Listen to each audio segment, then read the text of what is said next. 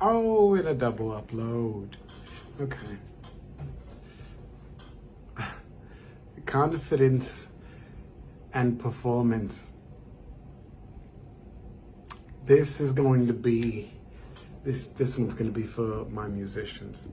This one's going to be for my producers, performers, for creators, for builders, engineers. This one's for you. And well, primarily it's for me, but then it'll trickle down to you. In that there is a huge difference between confidence and performance, and it's very easy. I've been on the stage for most of my life. I've been on a stage. I have been performing for most of my life. I could say I've been performing for more than 20 years, and I have got to say that that blend between performance, the stage life, and human life, like being alive, just waking up and feeling the sunshine on your face, it definitely blurs. There is definitely a difference between those two kinds of lives. I can't even say that if you're not careful, you can slip into this. Because I remember having a conversation about this, and it was about 3 months ago, someone straight away tried to correct me on what I said about life as an actor or life as a musician or as a performer. And I had to give them the entire background of where I come from just for us to meet at the center point. And this is the thing that I actually pointed this out, because I tend to avoid this conversation so much. And I avoid this conversation because nobody ever talks about it with decency. That's the part that makes me sick. But I can't allow that to stop me here when I mean to say that there's this huge difference between confidence and performance, and yet the way that people who are used to performing embody a normal day is completely different from confidence, even though it feels like confidence. Except when you're performing, you are consistently assessing yourself, and you are playing a zero-sum game with your attention span, with the friends that you have in your life, with the way that you look at yourself and grade performance in general, or just like how good a day was. I mean, you take yourself through the grades A to F on a daily basis without even thinking about it. And then the problem is, people who haven't been on a stage, they are so typically stumped by the idea of stage fright that they don't get enough time on stage to ever be able to relate to somebody who is naturally on the stage and knows how to perform, and they know how to put on a different suit, a different bodysuit, a different mental suit, a different mind suit, a different mindset to be able to do what it is that they're needed to do.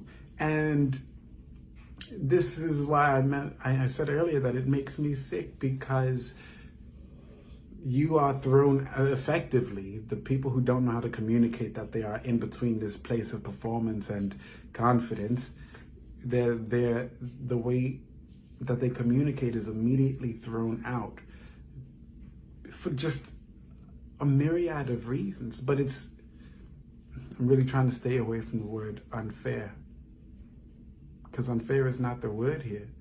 But there's this dense area of misunderstanding between people who are used to performing. Because people who are used to performing, they think they know what confidence is. I'll even put in my own for this video. Confidence is clarity. I said this in the book You Are You. Confidence is clarity. Confidence is the kind of thing that you experience between one person and yourself, or yourself and the goal, and that everything that happens in between is going to be a-okay. Performance is not that. Performance is, I'm going to do what I'm going to do. I won't be interrupted, but at the end, I'll find out if it's a-okay. The problem with people who are either confident or people who haven't been on stage is that they communicate with people who are used to performing as if they don't know any better, which is strange because, like I mentioned, people who are not on the stage, they stop at stage fright. But then when they are talking to people who are used to being on a stage, the people who are on stage have no idea what they're talking about. Almost as if the people who are used to being on a stage are completely not disillusioned, but they are in this fantasy world of what it means to be a human being. What I'd like to say is that people who are not used to being on a stage are taking a stab at people who don't know any better, people who perform. And that's pretty sick because, well, no, it's just pretty sick. There isn't a reasoning to that. It's like, you're not the one on the stage. You know that you're not the one on the stage, but you're still going to mock and make fun of people who are on a stage because you think you can see a part of them that they're allowing you to see, first of all, but you think you can see a part of them that nobody else can see, which somehow makes you special. You're assuming that people who are on stage who perform have a weakness.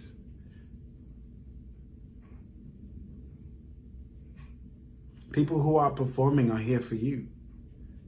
And that's the part of the communication. This is the overlap that people don't talk about. So when we look at people like Kanye and Nicki Minaj and Ariana Grande and Beyonce and Lil Kim and 50 Cent and Eminem, and I can literally keep going on. What we're not doing is taking these people off of the stage and looking at them as, well, do they have confidence though? Do they have confidence outside of their ability to perform for me? Because that's where relationships really, really hold up their end of the bargain in everyday life.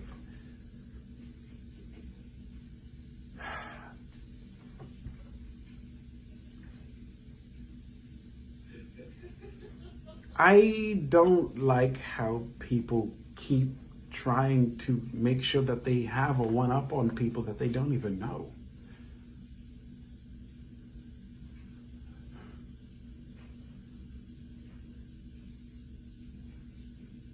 There's so much information just sitting there for people to just relate to one another.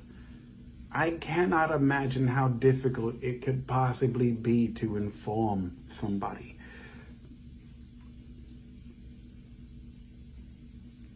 Of simple things. The word superstar should not distract anyone who isn't on a stage or who isn't a celebrity from being able to see that human being as a human being. All I'm really trying to say is that people on the stage are looking for people to offer some kind of real input outside of life as a performer. Because they want to be able to know that, well, if I come off of this plateau or this platform, do I have any friends? Do I have anybody I can fall back on or talk to or relate to? Now, here on the common level, the idea is that you're out here for yourself. You got to make sure that you're taking care of yourself, because if you're not taking care of yourself, well then, well, good luck. But when you're on the stage, you have a team all of the time. Now, and these are two values that are super, super important, one to another, that we make fun of either on the common level or the level on which players play and act. And they're interchangeable. They're interchangeable and they function very well together. But what's so silly is that the common man refuses to adapt the idea of teamwork. And then the people on stage, they are completely ignorant of individuality. And yet, each of those values, if you were to take a drop, which would be infinite in measure, but if you were to take a drop from the common man and add it to the superstar, and then a drop from the superstar and add it to the common man, you have an equally well-balanced human being through and through. I just wish people could see that.